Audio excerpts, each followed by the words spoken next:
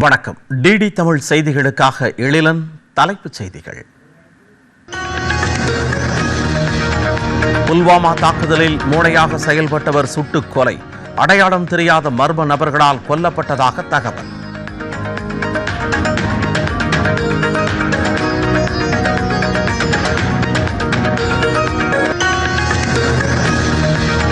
India வாங்க விரும்பும் அளவுக்கு கச்சா எண்ணெயை விற்க அமெரிக்கா தயார். அமெரிக்க வெளியுறவு அமைச்சர் மார்கோ ரூபியோ பேச்சு.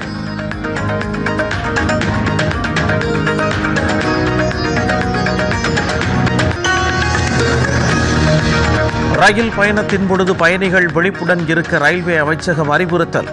சந்தேகத்திற்கிடமான நடவடிக்கைகளை உடனடியாக தெரிவிக்குமாறும் வேண்டுகோள்.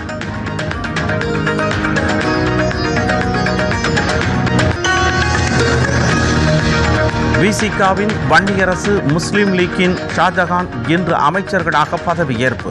ஆளுநர் மாளிகை அறிவிப்பு.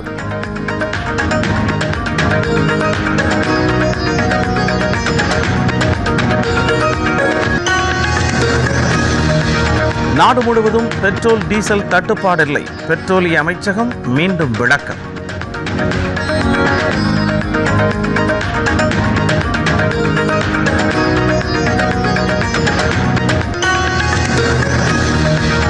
உலகளாவிய நெருக்கடிக்கு மத்தியில் இந்தியாவின் ஒட்டுமொத்த வளர்ச்சி விகிதம் அதிகரித்துள்ளது.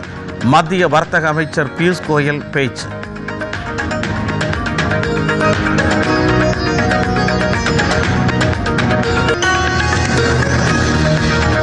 சென்னை உள்ளிட்ட பல்வேறு பகுதிகளில் அறிவிக்கப்படாத மின்வெட்டு. மின்வாரிய அலுவலகங்களை முற்றுகையிட்டு பொதுமக்கள் போராட்டம்.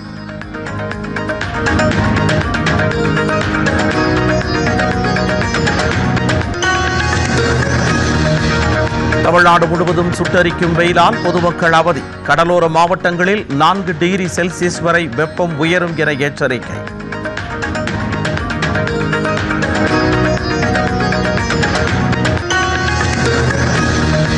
ஹோண்டுராஸ் நாட்டின் கடற்பகுதியில் நிகழ்ந்த தாக்குதல். 6 காவல்துறை அதிகாரிகள் உட்பட 16 பேர் உயிரிழப்பு.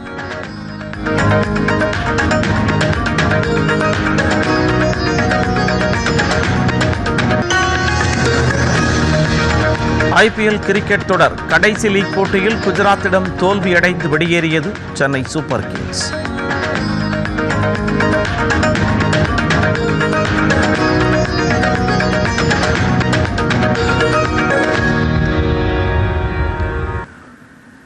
விரிவான செய்திகள். சைப்ரஸ் அதிபர் நிக்கோலஸ் கிறிஸ்டோடிலிஸுடன் பிரதமர் நரேந்திர மோடி இன்று புதுதில்லியில் பேச்சுவார்த்தை நடத்த உள்ளார். நேற்று மும்பையில் இருந்து புதுதில்லி வந்த நிக்கோலஸ் கிறிஸ்டோலிடிஸை விமான நிலையத்தில் மத்திய சாலை போக்குவரத்து மற்றும் நெடுஞ்சாலைத்துறை இணையமைச்சர் அஜய் தம்டா வரவேற்றார். சைப்ரஸ் அதிபருடன் வெளியுறவுத்துறை அமைச்சர் கான்ஸ்டான்டினோஸ் கோம்போஸ், போக்குவரத்து தகவல் தொடர்பு மற்றும் பணிகள் துறை அமைச்சர் அலெக்சிஸ் வாஃப்டியாஸ், மூத்த அதிகாரிகள் மற்றும் வணிக தலைவர்கள் அடங்கிய உயர்மட்ட குழுவும் இந்தியா வந்துள்ளது. கடந்த 2019ஆம் ஆண்டு நிகழ்ந்த புல்வாமா பயங்கரவாத தாக்குதலுக்கு மூளையாக செயல்பட்ட முக்கிய நபர்களில் ஒருவரான ஹம்சா புர்கான் கொல்லப்பட்டார். பாகிஸ்தான் ஆக்கிரமிப்பு காஷ்மீரில் அடையாளம் தெரியாத நபர்கள் நடத்திய துப்பாக்கிச் சூட்டில் அவர் உயிரிழந்தார். புல்வாமா பயங்கரவாத தாக்குதலில் 40க்கும் மேற்பட்ட சிஆர்பிஎஃப் வீரர்கள் கொல்லப்பட்டனர். அல்பதர் பயங்கரவாத குழுவின் தளபதியான புர்கான் ஜம்மு மற்றும் காஷ்மீரில் தொடர்ச்சியான பயங்கரவாத செயல்களில் ஈடுபட்டதற்காக ஏப்ரல் 2022ஆம் ஆண்டில் இந்தியாவால் பயங்கரவாதியாக அறிவிக்கப்பட்டார். புல்வாமா தாக்குதலுக்கு பிறகு அவர் பாகிஸ்தான் ஆக்கிரமிப்பு காஷ்மீரில் ஒரு ஆசிரியராக மாறுவேடத்தில் வாழ்ந்து வந்தார். தாக்குதல் நடத்தியவர்கள் மிக அருகில் இருந்து பலமுறை துப்பாக்கியால் சுட்டதாக காவல்துறை தெரிவித்தது. தாக்குதலில் பயன்படுத்தப்பட்ட ஆயுதத்தை மீட்டுள்ளதாகவும் காவல்துறை கூறியது.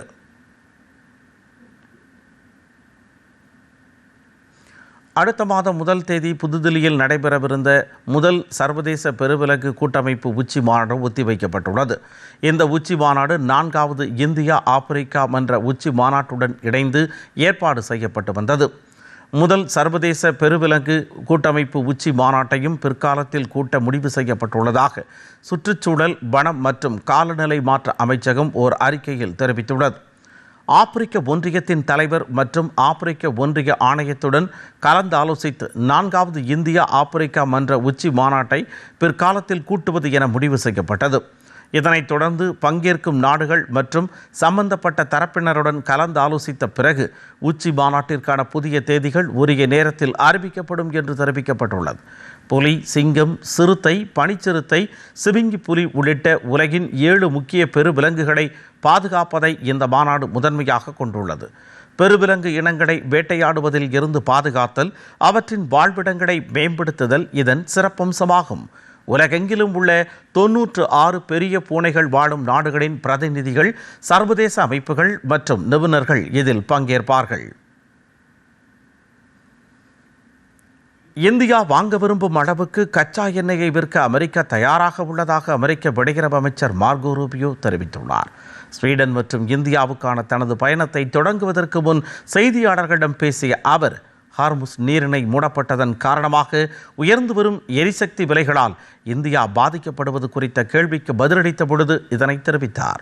இந்தியாவை ஒரு சிறந்த கூட்டாளியாக கூறிய அவர், குவாட் கூட்டமைப்பு நாடுகளின் அமைச்சர்களை சந்திப்பதற்கான வாய்ப்பை வழங்குவதால் தனது இந்த பயணம் முக்கியத்துவம் வாய்ந்தது என்றும் அவர் குறிப்பிட்டார். இந்திய பயணத்தின் போது கொல்கத்தா, ஆக்ரா, ஜெய்ப்பூர் மற்றும் புதுதில்லி ஆகிய நகரங்களுக்கு அவர் செல்ல உள்ளார். வரும் 26ஆம் தேதி வெளியுறவுத்துறை அமைச்சர் ஜெய்சங்கர் தலைமையில் குவாட் கூட்டமைப்பு நாடுகளின் கூட்டம் நடைபெறவுள்ளது. இக்கூட்டத்தில் அமெரிக்க வெளியுறவுத்துறை அமைச்சர் ரூபியோ, ஆஸ்திரேலிய வெளியுறவுத்துறை அமைச்சர் பென்னி வோங், ஜப்பான் வெளியுறவுத்துறை அமைச்சர் மோட்டெகி தோஷிமிட்சு ஆகியோர் கலந்து கொள்வார்கள் என்று எதிர்பார்க்கப்படுகிறது. 2026-27ஆம் ஆண்டு சுற்றுலா பருவத்திற்கான மேம்படுத்தப்பட்ட கோல்டன் சேரியட் சொகுசு ரயிலை அறிமுகப்படுத்துவதாக இந்திய ரயில்வே கேட்டரிங் மற்றும் சுற்றுலா கழகம் அறிவித்துள்ளது. இது தொடர்பாக வெளியிடப்பட்டுள்ள அறிக்கையில், தென்னிந்தியாவின் வளமான கலாச்சார பாரம்பரியத்தையும் அழகிய நிலப்பரப்புகளையும் காட்சிப்படுத்துவதில் கோல்டன் சேரியட் பெயர் பெற்றது என தெரிவிக்கப்பட்டுள்ளது. இந்த ரயிலில் மறுவடிவமைக்கப்பட்ட உட்புறங்கள், சொகுசான மேம்படுத்தப்பட்ட அறைகள், ஸ்மார்ட் டிவிகள் மற்றும் வைஃபை வசதியுடன் கூடிய பொழுதுபோக்கு அமைப்புகள் இடம்பெற்றுள்ளன. சிசிடிவி கண்காணிப்பு மற்றும் மேம்பட்ட தீ எச்சரிக்கை அமைப்புகள் நிறுவப்பட்டு பாதுகாப்பு நடவடிக்கைகளும் வலுப்படுத்தப்பட்டுள்ளன. இந்த சொகுசு ரயிலில் 2 படுக்கை, 2 ஒற்றை படுக்கை கொண்ட அறை மற்றும் மாற்றுத்திறனாளி பயணிகளுக்கான பிரத்யேகமாக வடிவமைக்கப்பட்ட அறை உட்பட 40 அறைகளில் 80 விருந்தினர்கள் வரை பயணிக்க முடியும். வரவிருக்கும் பருவத்திற்காக 3 பிரத்யேக பயண திட்டங்கள் அறிவிக்கப்பட்டுள்ளதாகவும், கர்நாடகாவின் பெருமை என்ற இந்த சுற்றுப்பயணம் 6 நாட்கள் நீடிக்கும் என்றும் தெரிவிக்கப்பட்டுள்ளது. இதில் பெங்களூரு, மைசூரு, ஹம்பி மற்றும் கோவா போன்ற இடங்கள் அடங்கும். தென்னகத்தின் ஆபரணங்கள் பயண திட்டத்தில் மைசூரு, மகாபலிபுரம், தஞ்சாவூர் மற்றும் கொச்சி ஆகியவை அடங்கும். அதே சமயம் குறுகிய கர்நாடகாவின் காட்சிகள் பயண திட்டம் முக்கிய பாரம்பரிய தலங்கள் வழியாக 4 நாள் பயணத்தை இந்த ரயில்வே கேட்டரிங் மற்றும் சுற்றுலா கழகம் வழங்குகிறது.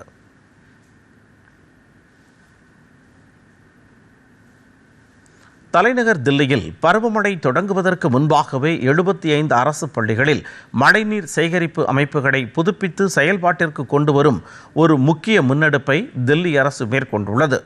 நீர் பாதுகாப்பை வலுப்படுத்தும் வகையில் ஆண்டுக்கு சுமார் 50 கோடி லிட்டர் மழைநீரை சேகரிக்கும் திறன் உருவாக்கும் என்று தில்லி முதலமைச்சர் ரேகா குப்தா தெரிவித்தார். நிலத்தடி நீர் செறிவூட்டலை மேம்படுத்துவது, நிலையான நீர் பயன்பாட்டை ஊக்குவிப்பது மற்றும் மாணவர்கள் மற்றும் உள்ளூர் சமூகத்தினரிடையே விழிப்புணர்வை ஏற்படுத்துவதே இந்த முன்னெடுப்பின் நோக்கம் என்று அவர் கூறினார்.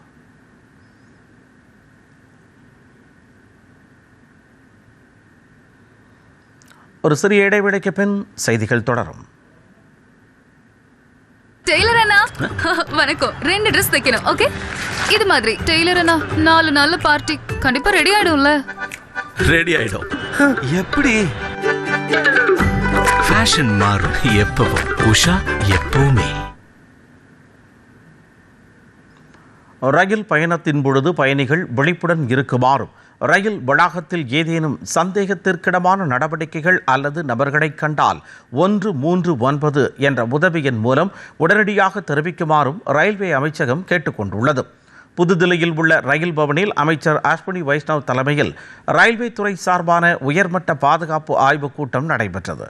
சைபர் பாதுகாப்பு தொடர்பான நடவடிக்கைகள், கேமரா விவரக்குறிப்புகளை மேம்படுத்துதல் மற்றும் ரயில்வே வளாகங்கள் முழுவதும் செயற்கை நுண்ணறிவு அடிப்படையிலான கண்காணிப்பு மற்றும் கண்காணிப்பு அமைப்புகளை நிறுவுதல் குறித்தும் இந்த கூட்டத்தில் ஆய்வு செய்யப்பட்டது. ரயில்வே இணையமைச்சர்கள் வி சோமண்ணா மற்றும் ரவ்னீத் சிங் பிட்டு, மூத்த ரயில்வே வாரிய அதிகாரிகள் மற்றும் நாடு முழுவதிலும் இருந்து வந்த கள அதிகாரிகள் இக்கூட்டத்தில் கலந்து கொண்டனர்.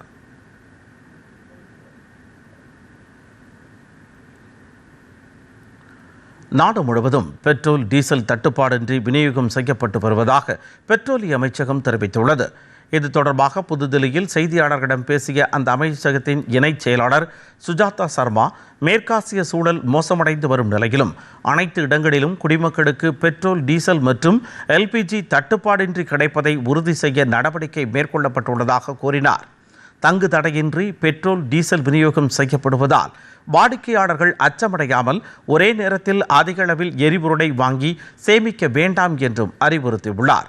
எரிபொருள் பதுக்கலை தடுக்கும் விதமாக நாடு முழுவதும் 5000 இடங்களில் கடந்த 3 நாட்களில் சோதனை நடத்தப்பட்டு பதுக்கல் நடவடிக்கையில் ஈடுபட்டவர்கள் மீது அபராதம் விதிக்கப்பட்டதாகவும் சுஜாதா சர்மா கூறினார்.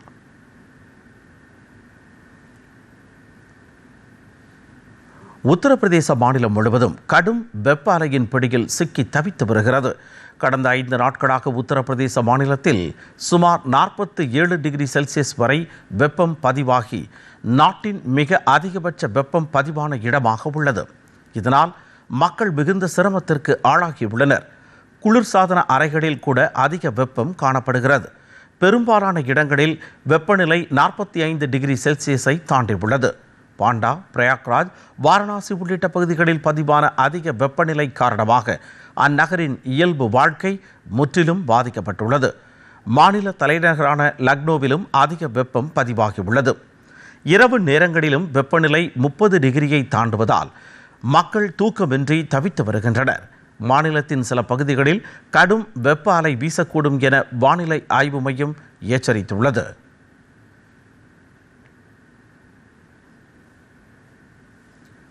தமிழ்நாடு அமைச்சரவை விரிவாக்கம் செய்யப்பட்டுள்ளது. 23 பேர் புதிய அமைச்சர்களாக நேற்று பதவியேற்றுக் கொண்டனர்.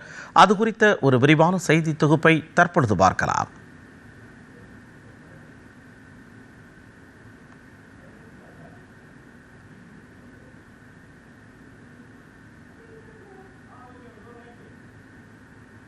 சென்னை கிண்டியில் உள்ள ஆளுநர் மாளிகையில் நடைபெற்ற விழாவில் தாவேகாவை சேர்ந்த 21 பேர், காங்கிரஸ் சார்பில் 2 பேர் என மொத்தம் 23 எம்எல்ஏக்களுக்கு ஆளுநர் ஆர்.வி. அர்லேக்கர் அமைச்சர்களாக பதவி பிரமாணமும் ரகசிய காப்பு உறுதிமொழியும் செய்து வைத்தார். ஸ்ரீநாத் எனும் நான் சட்டப்படி அமைக்கப்பெற்ற இந்திய அரசியலமைப்பின் பால் உண்மையான நம்பிக்கையும் மாறா பற்றும் கொண்டிருப்பேன் என்றும், இந்திய நாட்டின் ஒப்பில்லாத முழு முதல் ஆட்சியையும் ஒருமையையும் நிலைநிறுத்துவேன் என்றும், தமிழ்நாட்டு அரசின் அமைச்சராக உண்மையாகவும் உளச்சான்றின்படியும் என் கடமைகளை நிறைவேற்றுவேன் என்றும், அரசியலமைப்பிற்கும் சட்டத்திற்கும் இணங்க அச்சமும் ஒருதலை சார்பும் இன்றி விருப்பு வெறுப்பை விலக்கி பலதரப்பட்ட மக்கள் அனைவருக்கும் நேர்மையானதை செய்வேன் என்றும் ஆண்டவன் மீது ஆணையிட்டு உறுதிமொழிகிறேன். பின்னர் அமைச்சர்களுக்கான துறைகளை ஒதுக்கி ஆளுநர் மாளிகை அறிவிப்பு வெளியிட்டது. அதன்படி அமைச்சர் ஸ்ரீநாத்துக்கு மீன்வளத்துறை, கமலிக்கு கால்நடைத்துறை, விஜயலட்சுமிக்கு பால்வளத்துறை, ரஞ்சித்குமாருக்கு வனத்துறை, வினோத்துக்கு வேளாண் துறை, ராஜீவுக்கு சுற்றுச்சூழல் துறை, ராஜ்குமாருக்கு வீட்டு வசதித்துறை, காந்திராஜ்க்கு கூட்டுறவுத்துறை, மதன் ராஜாவுக்கு சிறு குறு நடுத்தர தொழில்துறை, ஜெகதீஸ்வரிக்கு சமூக நலத்துறை, ராஜேஷ்குமாருக்கு சுற்றுலாத்துறை, விஜய் பாலாஜிக்கு கைத்தறித்துறை, லோகேஷ் தமிழ்ச்செல்வனுக்கு வணிக வரி மற்றும் பதிவுத்துறை, விஜய் தமிழன் பார்த்திபனுக்கு போக்குவரத்து துறை ஒதுக்கப்பட்டுள்ளதாக தெரிவிக்கப்பட்டுள்ளது. ரமேஷுக்கு இந்து சமய அறநிலையத்துறை, விஸ்வநாதனுக்கு உயர்கல்வித்துறை, குமாருக்கு செயற்கை நுண்ணறிவு தகவல் தொழில்நுட்பத்துறை, தென்னரசுக்கு அயல்நாடு வாழ் தமிழர் நலத்துறை, சம்பத்குமாருக்கு பிற்படுத்தப்பட்டோர் நலத்துறை, முகமது பர்வாசுக்கு தொழிலாளர் நலத்துறை, சரத்குமாருக்கு மனிதவள மேம்பாட்டுத்துறை, மரிய வில்சனுக்கு நிதித்துறை, விக்னேஷுக்கு மதுவிலக்கு அமலாக்கத்துறை ஒதுக்கப்பட்டுள்ளது. முன்னதாக அமைச்சர் செங்கோட்டையனுக்கு நிதித்துறை ஒதுக்கப்பட்டிருந்தது. தற்போது அவருக்கு இலாகா மாற்றப்பட்டு வருவாய்த்துறை ஒதுக்கப்பட்டுள்ளது. நிதித்துறை மரிய வில்சனுக்கு ஒதுக்கப்பட்டுள்ளது.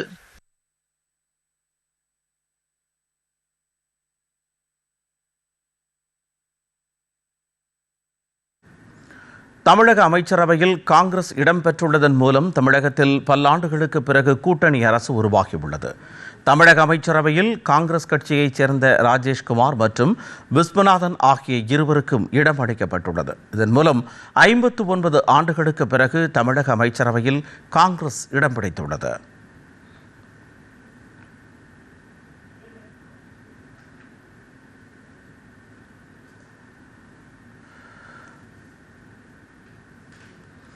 தமிழக அமைச்சரவையில் 4 பெண்களுக்கு வாய்ப்பு அளிக்கப்பட்டுள்ளது. ஏற்கனவே கீர்த்தனா அமைச்சராக பதவியேற்றுள்ள நிலையில் நேற்று கமரி, விஜயலட்சுமி, ஜெகதீஸ்வரி ஆகியோர் அமைச்சர்களாக பதவியேற்றனர்.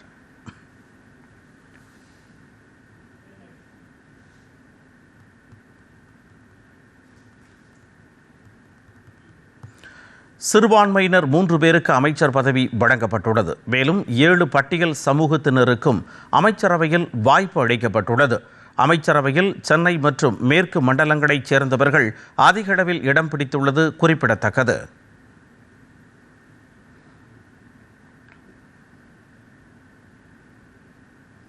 தாவேகா அமைச்சரவையில் இணைய இந்திய யூனியன் முஸ்லீம் லீக் முடிவு செய்துள்ளது.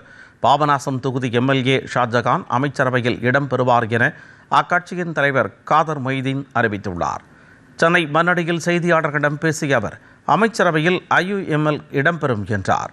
அமைச்சரவையில் இடம்பெறுவது ஆட்சி அதிகாரத்தில் பங்கேற்பதற்கான முடிவு என்று கூறிய காதர் மொய்தீன் கூட்டணி குறித்து தேர்தல் நேரத்தில் முடிவெடுக்கப்படும் என்றார். அமைச்சரவையில் இடம் வேண்டும் என்று தாங்கள் கேட்கவில்லை என்ற காதர் மொய்தீன் அவர்களாகவே இடமளித்ததாகவும் கூறினார்.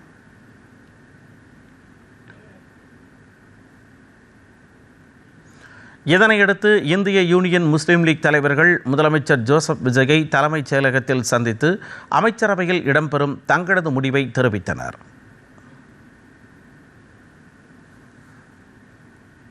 தமிழ்நாடு அமைச்சரவையில் விடுதலை சிறுத்தைகள் கட்சி இணைவதாகவும் அக்கட்சியின் சட்டப்பேரவை உறுப்பினர் வன்னியரசு அமைச்சராவார் என்றும் தொல் திருமாவளவன் கூறியிருக்கிறார். சென்னையில் நேற்றிரவு செய்தியாளர்களை சந்தித்த அவர் அமைச்சரவையில் இடம்பெற தாவேகா தரப்பில் இருந்து வெளிப்படையான அழைப்பு வந்ததாகவும் கூட்டணி ஆட்சி முறையை தமிழ்நாட்டில் கொண்டு வர வேண்டுமென முதலில் முன்மொழிந்தது விசிக தான் என்றும் குறிப்பிட்டார். விசிக முன்மொழிந்த ஆட்சியில் பங்கு, அதிகாரத்தில் பங்கு என்ற கருத்து தற்பொழுது நிறைவேறியுள்ளது எனவும் திருமாவளவன் கூறினார்.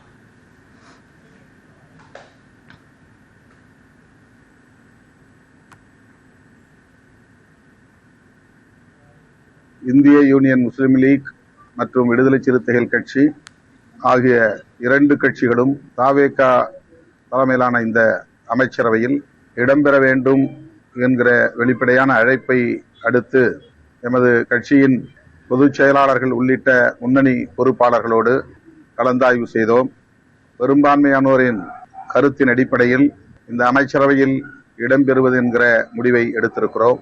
வன்னியரசு, ஜோதிமணி ஆகிய 2 சட்டமன்ற உறுப்பினர்களில் வன்னியரசு அவர்களின் பெயரை பரிந்துரைப்பதென்று முடிவெடுத்திருக்கிறோம். சென்னை மாநகர காவல்துறை ஆணையாளராக இருந்த அபின் தினேஷ் மோடக் CBCID கூடுதல் காவல்துறை DGPயாக பணியிட மாற்றம் செய்யப்பட்டுள்ளார். சென்னை மாநகர புதிய காவல்துறை ஆணையராக கூடுதல் DGP அமல்ராஜ் நியமிக்கப்பட்டுள்ளார். அமல்ராஜ் இன்று காவல்துறை ஆணையராக பதவியேற்றுக் கொள்கிறார். தமிழக காவல்துறையில் பல்வேறு முக்கிய பதவிகளில் இருந்தவர் அமல்ராஜ் என்பது குறிப்பிடத்தக்கது. கடந்த 1996ஆம் ஆண்டு IPS அதிகாரியாக இருந்த காவல் பணியில் சேர்ந்தார். திருப்பூரில் காவல்துறை உதவி கண்காணிப்பாளராக தமது பணியை தொடங்கிய அமல்ராஜ் மதுரையில் துணை ஆணையாளராக பணியாற்றி பல்வேறு உயரிய பொறுப்புகளை வகித்தவர் என்பது குறிப்பிடத்தக்கது.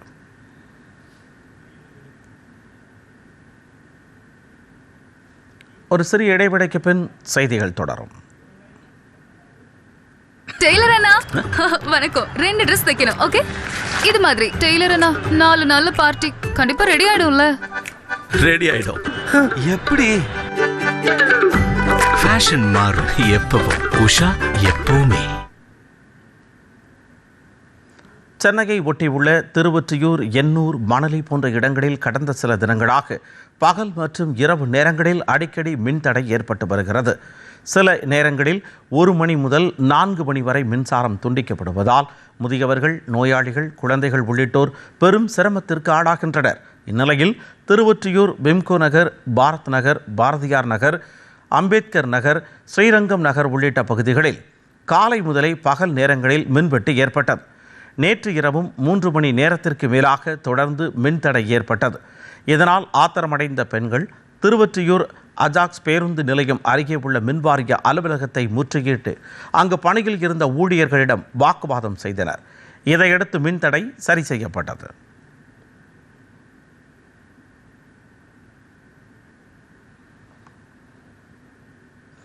மாற்றத்தை கொண்டு வருவோம் என்று கூறியவர்கள் காங்கிரசுடன் இணைந்து செயல்படுவது எவ்வாறு சாத்தியம் என்பதை மக்கள் கவனிக்க வேண்டும் என்று பாஜக மூத்த தலைவர் தமிழிசை சவுந்தரராஜன் கருத்து தெரிவித்துள்ளார். கோவையில் செய்தியாளர்களிடம் பேசிய அவர், பல மாநிலங்களில் புறக்கணிக்கப்பட்டு ஊழல் குற்றச்சாட்டுக்கு ஆளான காங்கிரஸ் கட்சி தமிழ்நாட்டில் புறவாசல் வழியாக அமைச்சரவையில் இடம்பெற்றிருப்பதாகவும் விமர்சித்தார்.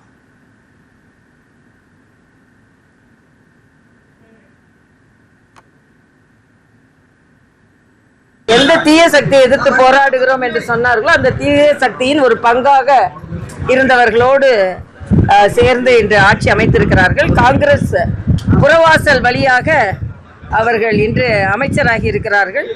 காங்கிரஸ் பல மாநிலங்களில் புறக்கணிக்கப்பட்ட ஒரு கட்சி, ஊழல் அதிகமாக செய்த கட்சி, மக்களுக்கான நல்ல திட்டங்களை கொடுக்காத கட்சி. அதனால மாற்றங்களை கொண்டு வருவோம் என்று சொன்ன டிவிகே அது காங்கிரஸையும் வைத்துக்கொண்டு எப்படி செய்கிறார்கள் என்பதை தான் நாம் இனிமேல் உற்று நோக்கணும். கூட்டாட்சி தத்துவத்திற்கு இடையூறு ஏற்படுத்தாமல் மாநில சுயாட்சியை பெறும் வகையில் தமிழக அரசு செயல்பட வேண்டும் என்று மதிமுக பொதுச் செயலாளர் வைகோ கூறியுள்ளார்.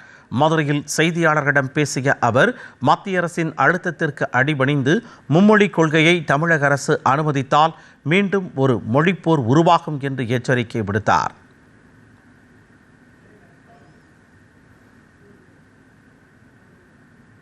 மத்திய அரசினுடைய நிர்பந்தத்துக்கு படிந்தால் மீண்டும் ஒரு மொழிப்போர் வெடிக்கும் என்பதையும் முதலமைச்சர் அவர்களுக்கு மறுமலர்ச்சி திராவிட முன்னேற்ற கழகத்தின் சார்பாக இந்த வேண்டுகோளை வைக்கிறேன். எக்காரணத்தை முன்னிட்டும் அதனை அனுமதித்து விடாதீர்கள் என்று வேண்டுகோள் வைக்கிறேன். திருப்பத்தூர் மாவட்டத்தில் மத்திய அரசின் சிறு குறு நிறுவனங்களை ஊக்குவிக்கும் திட்டங்களின் வாயிலாக முறையான பயிற்சி, நிதி உதவி என அனைத்தும் பெற்ற பலர் தங்களின் தொழில் முனைவோர் கனவை நனவாக்கி வருகின்றனர். இது குறித்த ஒரு சிறப்பு செய்தி தொகுப்பை தற்பொழுது பார்க்கலாம். சிறு குறு மற்றும் நடுத்தர தொழில் நிறுவனங்களுக்கு கடன் வழங்குவதை நோக்கமாக கொண்ட பிரதம மந்திரி முத்ரா யோஜனா கடந்த 2015ஆம் ஆண்டு ஏப்ரல் மாதம் துவங்கப்பட்டு தற்போது ஒரு தசாப்தத்தை கடந்து பல்லாயிரக்கணக்கான தொழில் முனைவோர்களை உருவாக்கியுள்ளது. மேலும் மத்திய அரசின் ஊரக சுய வேலைவாய்ப்பு பயிற்சி நிறுவனத்தில் எவ்வித கட்டணமும் இன்றி சுமார் 60க்கும் மேற்பட்ட பயிற்சிகள் வழங்கப்பட்டு வருகிறது. இதன் வாயிலாக திருப்பத்தூர் மாவட்டத்தின் ஊரக பகுதிகளை சார்ந்த இளைஞர்கள் பெருமளவில் பல்வேறு தொழில் சார்ந்த பயிற்சி பெற்று தங்களின் தொழில் முனைவோர் கனவை நினைவாக்கி வருகின்றனர். இதில் முத்தாய்ப்பாக சிறு குறு தொழில் தொடங்கும் நபர்களுக்கு மிகவும் எளிமையான முறையில் பிணை இல்லாத கடன் வழங்குவதால் நாடு தழுவிய தொழில் முனைவோர் புரட்சியை ஏற்படுத்திய முத்ரா யோஜனா திட்டத்தின் மூலமாக கடனுதவி பெற்று பயனடைந்து வருகின்றனர். திருப்பத்தூரில் இந்தியன் வங்கி ஊரக சுய வேலைவாய்ப்பு பயிற்சி நிறுவனத்தில் பயின்று பிரதம மந்திரி முத்ரா யோஜனா திட்டத்தின் மூலம் கடனுதவி பெற்று தற்போது தொழில் முனைவோராக மகிழ்ச்சியுடனும் தன்னம்பிக்கையுடனும் வாழ்வதாக பயனாளிகள் தெரிவித்தனர். இந்தியன் வங்கியோடைய சுய வேலைவாய்ப்பு திட்டத்தின் மூலயமா பார்த்தீங்கன்னா சிசிடிவி கேமரா 13 நாள் கோர்ஸ் நான் பண்ணேன். ரியலாகவே பார்த்தீங்கன்னா ப்ரைவேட்டை விட இவங்க சொல்லிக் கொடுத்த கோச்சிங் எங்களுக்கு பயங்கர நாலேஜபிளாக இருந்தது. இன்க்ளூடிங் சர்டிஃபிகேட் எங்களுக்கு எல்லாமே கிடைச்சது. ஸோ முத்ரா லோன் எனக்கு பார்த்தீங்கன்னா கிடைச்சது. ஸோ இது மூலிமா பார்த்தீங்கன்னா நாங்கள் இப்போ பெரிய பெரிய ப்ராஜெக்ட்ஸ் எல்லாமே எடுத்து திருப்பத்தூர்லேயே ஓனாக சொந்த ஊரில் நம்ம பண்ணிகிட்ருக்கோம். நான் முன்னாடி ஐடி பண்ணிகிட்டு இருந்தேன். அதில் வர இன்கம்மை விட எனக்கு இப்போது இன்கம் அதிகமாகவும் வருது. ரெண்டாவது பார்த்தீங்கன்னா பீஸ்ஃபுல்லான ஒரு என்வைரன்மெண்ட்டும் இருக்குது. எனக்கு போதுமான இன்கம் சொந்த ஊர்லேயே கிடைக்கிது. நான் ஒரு 17 வருஷமாக பியூட்டி பார்லர் நடத்துகிறேங்க. இந்தியன் வங்கி சுய வேலைவாய்ப்பு திட்டம் மூலமாக ட்ரைனிங் போனால் முறையாக கற்றுக்கினேன். அதனால் நல்ல பெனிஃபிட்டு ட்ரைனிங் போனதுனால. அது மூலமாக எனக்கு லோன் கிடச்சி என் பிஸ்னஸ் இன்னும் டெவலப் பண்ணேன். நான் இனிமேல் லேடிஸ் சொந்த காலில் நிற்கணும், தன்னம்பிக்கையோடு இருக்கணும், நாம் சம்பாதிக்கணுன்ற ஒரு மன தைரியத்தோடு சம்பாதிக்கணும். இது அப்படி தான் நான் ஸ்டார்ட் பண்ணேன். இப்போ இந்த ட்ரைனிங் போனதுனால இன்னும் எனக்கு மன தைரியம் இன்னும் அதிகமாக வந்துச்சு. தளராமல் உழைக்கும் உழைப்பாளர்களுக்கு தேவையான பயிற்சியை அளித்து போதுமான நிதி உதவியை வழங்கி தொழில் முனைவோராக மாற்றி முத்திரை பதிக்க செய்கிறது மத்திய அரசு. டிடி தமிழ் செய்திகளுக்காக திருப்பத்தூரிலிருந்து அனுராதா. திருச்செந்தூர் சுப்பிரமணிய சுவாமி கோவிலில் வைகாசி வசந்த திருவிழா தொடங்கியது. இத்திருவிழாவுக்கு திருநெல்வேலி, தூத்துக்குடி, ராமநாதபுரம், கன்னியாகுமரி ஆகிய மாவட்டங்களில் இருந்து பக்தர்கள் பாத யாத்திரையாக திருச்செந்தூருக்கு வருகை தந்துள்ளனர். வைகாசி விசாக திருவிழா வசந்த விழாவாக கோவில் வசந்த மண்டபத்தில் 10 நாட்கள் நடைபெறும். இவ்விழாவை முன்னிட்டு நேற்று மாலை வசந்த மண்டபத்தில் சுவாமி ஜெயந்திநாதர் வள்ளி தெய்வானைக்கு 16 வகையான அபிஷேகங்கள் நடந்தன. அதைத் தொடர்ந்து தங்கத்தேர் ஊர்வலம் வந்தது. 10ஆம் நாளான வருகின்ற மே 30ஆம் தேதி வைகாசி விசாக திருவிழா நடைபெறுகிறது. அன்றைய தினம் திருச்செந்தூருக்கு பல்லாயிரக்கணக்கான பக்தர்கள் பாத யாத்திரையாக வருகை தருவார்கள். அன்றைய தினம் அதிகாலை 1 மணிக்கு கோவில் நடை திறக்கப்பட்டு விஸ்வரூப தீபாராதனை, உதய மார்த்தாண்ட அபிஷேகம் நடைபெறுவதாக கோவில் நிர்வாகம் தெரிவித்துள்ளது.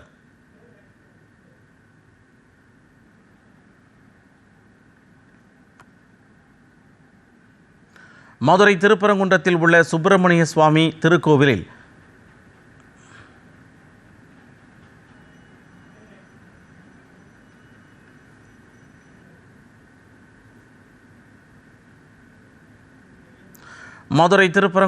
உள்ள சுப்பிரமணிய சுவாமி திருக்கோவிலில் ஆண்டுதோறும் 10 நாட்கள் வைகாசி விசாக திருவிழா நடைபெறும். இதனை முன்னிட்டு வசந்த மண்டபத்தில் எழுந்தருளிய முருகப்பெருமானை பக்தர்கள் ஏராளமானோர் தரிசனம் செய்தனர். விழாவினை முன்னிட்டு 16 வகை சிறப்பு அபிஷேகங்கள் நடைபெற்றன. தொடர்ந்து வசந்த மண்டபத்தில் நீர் நிரப்பப்பட்ட தொட்டியில் பூக்கள் பரப்பப்பட்டு விசேஷமாக அலங்கரிக்கப்பட்ட ஊஞ்சலில் சுப்பிரமணிய சுவாமி தெய்வானையுடன் எழுந்தருளி பக்தர்களுக்கு அருள்பாலித்தார்.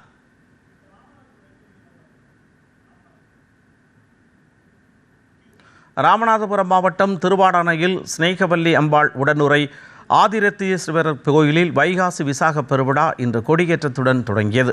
முன்னதாக அனுஞ்சை, வாஸ்து சாந்தி பூஜைகள் நடைபெற்றது. அதனைத் தொடர்ந்து சுவாமி அம்பாளுடன் சிறப்பு அலங்காரம் செய்யப்பட்டு தீப ஆராதனைகள் காண்பிக்கப்பட்டது. இந்நிகழ்வில் கிராம பொதுமக்கள், பக்தர்கள் என ஏராளமானோர் கலந்து கொண்டனர். இன்று மாலை இந்திர விமானத்தில் 50 கடவுள்களின் திருவீதி விழாவும் வருகின்ற மே 29ஆம் தேதி விழாவின் முக்கிய நிகழ்வான தேர் திருவிழா நடைபெறும். இரவு கலை நிகழ்ச்சிகளும் நடைபெறும்.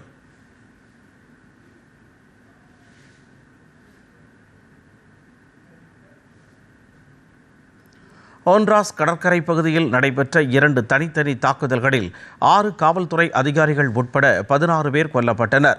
வடக்கு ஹோண்ட்ராஸில் உள்ள ட்ருஜிலோ நகராட்சி பகுதியில் அமைந்துள்ள ஒரு பண்ணையில் முதல் சம்பவம் நிகழ்ந்ததாகவும் அங்கு குறைந்தது 10 தொழிலாளர்கள் சுட்டுக் கொல்லப்பட்டதாகவும் காவல்துறையின் செய்தி தொடர்பாளர் எட்கார்டோ பராகோனோ தெரிவித்துள்ளார். வளங்கள் நிறைந்த இப்பகுதி பல்லாண்டுகளாக நீடித்து வரும் நிலம் சார்ந்த மோதல்களின் களமாக இருந்து வருகிறது. 2வது தாக்குதலில் குவாத்மாலா எல்லைக்கு அருகிலுள்ள கோர்டஸ் மாவட்டத்தின் உமோவா நகராட்சி பகுதியில் தாக்குதலாளிகள் காவல்துறையினர் மீது துப்பாக்கிச் சூடு நடத்தினர்.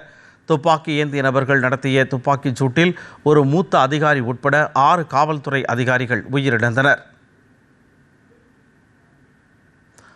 IPL கிரிக்கெட் போட்டியில் அகமதாபாத்தில் உள்ள நரேந்திர மோடி மைதானத்தில் நேற்று இரவு நடைபெற்ற குஜராத் டைட்டன்ஸ் அணிக்கு எதிரான ஆட்டத்தில் சென்னை சூப்பர் கிங்ஸ் அணியை 89 ரன்கள் வித்தியாசத்தில் வீழ்த்தியது.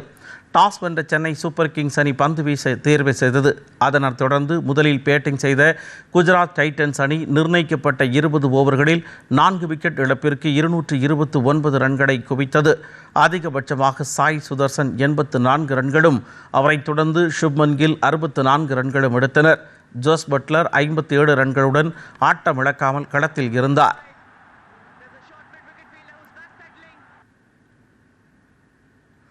230 ரன்கள் எடுத்தால் வெற்றி என்ற இலக்கை நோக்கி விளையாடிய சென்னை சூப்பர் கிங்ஸ் அணி 13.4 ஓவர்களில் 140 ரன்களுக்கு அனைத்து விக்கெட்டுகளையும் இழந்து ஆட்டமிழந்தது.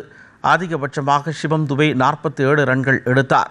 குஜராத் டைட்டன்ஸ் அணியின் சார்பில் முகமது சிராஜ், ரஷீத் கான் மற்றும் கஹிஹி ரபாடா ஆகியோர் தலா 3 விக்கெட்டுகளை வீழ்த்தினர். முகமது சிராஜ் ஆட்டநாயகனாக தேர்வு செய்யப்பட்டார். இன்று ஹைதராபாத்தில் நடைபெறும் போட்டியில் சன்ரைசர்ஸ் ஹைதராபாத் அணியும் ராயல் சேலஞ்சர்ஸ் பெங்களூர் அணியும் இரவு 7:30 மணிக்கு மோத உள்ளன. இத்துடன் இந்த செய்திகள் நிறைவடைந்தன. மீண்டும் செய்திகள் முற்பகல் 11 மணிக்கு. வணக்கம்.